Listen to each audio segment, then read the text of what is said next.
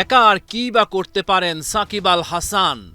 লঙ্কা টি10 গল মার্ভেলসকে জেতানোর পর কয়েক মিনিটের মাঝেই সাব্বিরের বাংলা টাইগার্সের মুখোমুখি আসরের দ্বিতীয় কোয়ালিফায়ার। যে দল জিতবে তারাই চলে যাবে ফাইনালে। টস হেরে সাকিবের দল ব্যাটিংয়ে গল একের পর এক উইকেট হারাতে থাকে। 24 রানেই পড়েছে 4 উইকেট।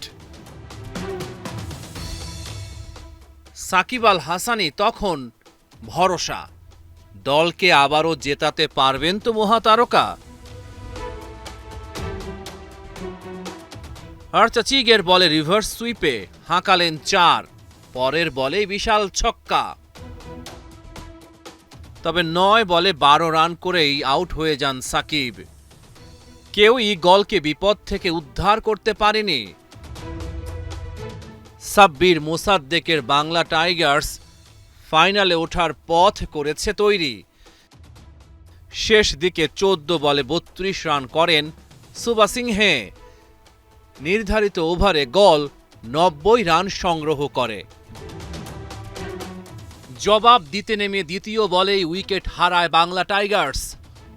মোহাম্মদ শেহজাদকে ফিরিয়ে গল মার্ভেলসের উচ্ছ্বাস। বড় ম্যাচে সাব্বির রহমান করেছেন হতাশ, রানের খাতা খুলতে পারেননি। তবে কুশাল পেরেরা রানে ভঙ্গ দেননি। আক্রমণাত্মক ভূমিকায় অবতীর্ণ তিনি। 10 বলে 22 রান করে আউট কুশাল পেরেরা। বাংলা টাইগার্সের ইনিংসের হাল ধরেন কাপ্তান দাসুন সানাকা। ইসিবির নিষেধাজ্ঞায় বল করতে পারছেন না সাকিব আল হাসান। তারকা অলরাউন্ডারের চোখে মুখে হতাশা। গল মার্ভেলসকে যদি কেউ অবিশ্বাস্যভাবে ম্যাচে ফেরাতে পারতেন তবে তার নাম সাকিবই।